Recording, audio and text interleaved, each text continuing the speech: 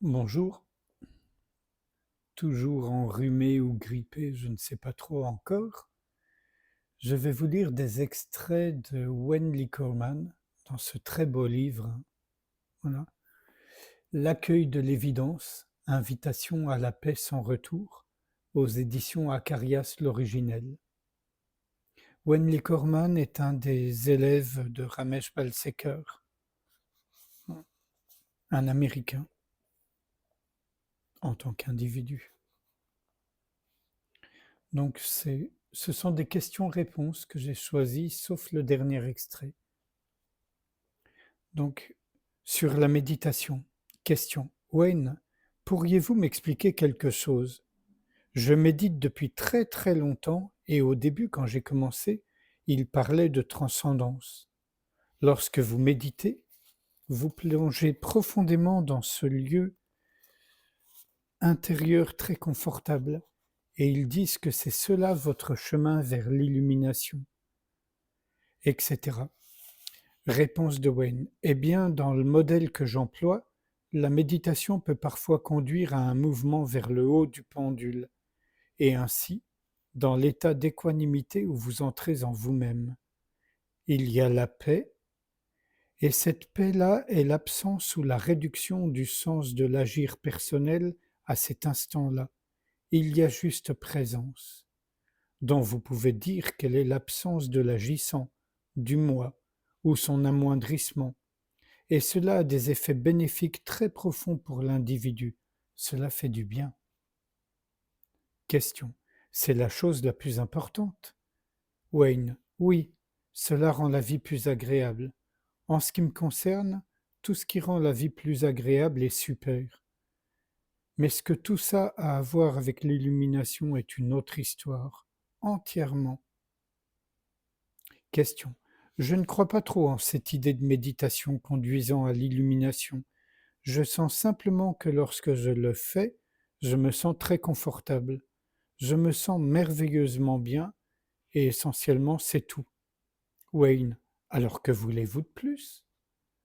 Question. Eh bien, j'ai réexaminé cela récemment et chaque fois que j'entends quelqu'un affirmer que le chemin de l'illumination c'est la méditation, ça me met mal à l'aise. Je n'en suis plus si sûr. Wayne. Bien. Laissez-moi vous demander combien de gens se sont mis à méditer au cours des, disons, 30 dernières années. Wayne, question. Cela fait 25 ans pour moi. Wayne, 25 ans pour votre expérience personnelle. Alors dites-moi, avec ces milliers et ces milliers et ces milliers et ces milliers de méditants, des méditants très engagés, très diligents, qui n'ont jamais manqué une session, où est toute cette illumination que produit cette méditation sincère et diligente? Le questionneur. Elle ne semble pas se produire. Wayne. Non. Il rit. Peut-être s'y prennent-ils mal. Question. Quand je médite, cela m'apporte un bien-être et c'est tout. C'est simplement un lieu confortable où se rendre.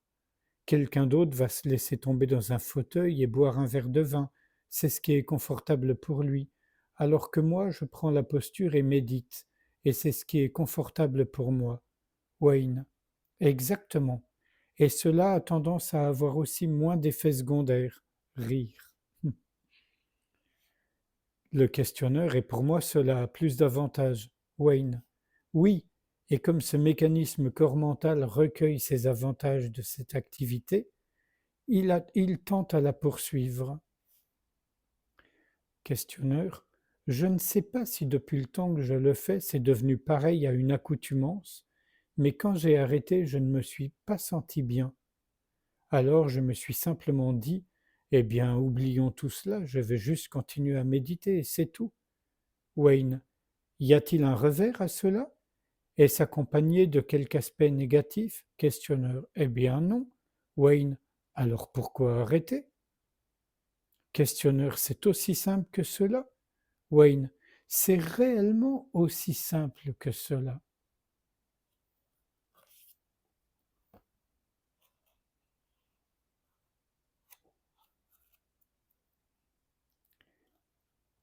J'avais choisi un autre extrait qui vient de m'échapper.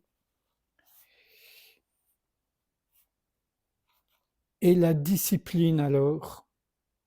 Alors, que pensez-vous de la discipline? Demande le questionneur. D'une discipline physique ou spirituelle que l'on s'imposerait sans ménagement? Wayne. Je pense que la discipline se produit à travers certains mécanismes corps-mental prédisposés. Certains d'entre eux sont créés avec un énorme sens de la discipline. Par ailleurs, il y a de fréquentes tentatives consistant à prendre quelqu'un de paresseux et de je m'en foutiste par nature pour en faire quelqu'un de discipliné. Rire. On leur dit: vous devez vous discipliner. Mais à moins que cette personne n'ait cet ingrédient dans sa nature, aucune discipline ne se manifestera jamais là. Ce composant peut être là, attendant d'être éveillé ou développé. Je ne dis pas que cela ne se produit pas, mais l'emploi de procédés supposés développer la discipline donne des résultats variables. Prenez deux mécanismes corps-esprit se soumettant exactement au même procédé, se livrant aux mêmes exercices. L'un développera une discipline et l'autre non, et vous pouvez y apporter toutes sortes de raisons. Celui-là a moins de caractère, il est tordu, il n'a pas assez essayé, il n'est pas assez sincère dans sa démarche, et ainsi de suite. Mais fondamentalement, c'était parce qu'il n'avait pas cet ingrédient pour commencer. Cela ne faisait pas partie de son caractère, cela ne faisait pas partie de sa nature. Question. Voilà un os à ronger pour le tigre.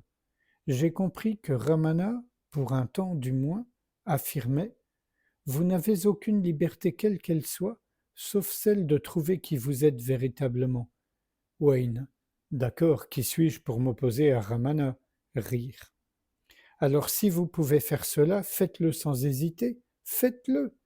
Mais vous ne m'ôterez pas de l'esprit que c'est un sacrément vaste sauf.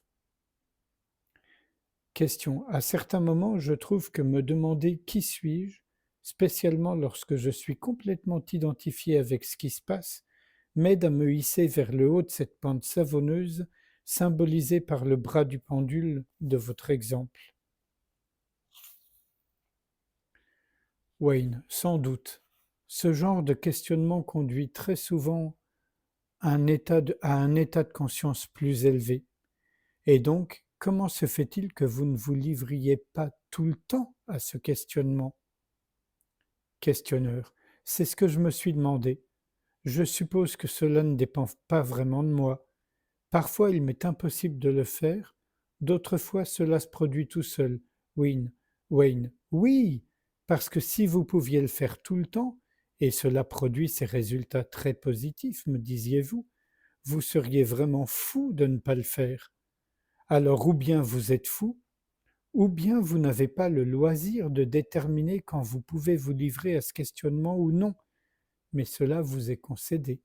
Questionneur. Le seul problème, c'est que lorsque je ne me livre pas à ce questionnement, cela commence à me tracasser. J'ai l'impression de ne pas remplir mon rôle dans tout ça. Wayne. Parfois vous vous tracassez, parfois vous ne vous tracassez pas. Parfois un tracas survient et parfois non. Et parfois survient l'heure du déjeuner. Rire. Et par bonheur, c'est maintenant. Allons tous déjeuner. Et voici un extrait d'un poème de Koza Nishikyo, poème sur la mort que Wayne a cité dans son livre, en tout dernier. Les mains vides, je suis arrivé au monde, pieds nus, je le laisse. Ma venue, mon départ, deux simples survenues qui se sont mêlées.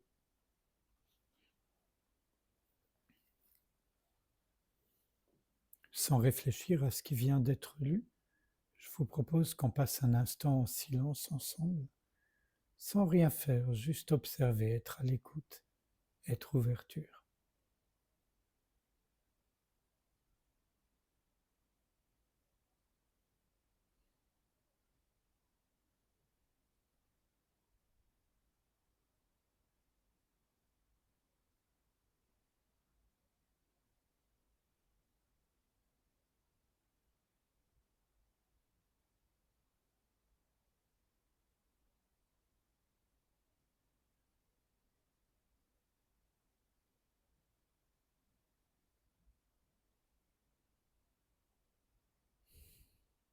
Merci, à bientôt.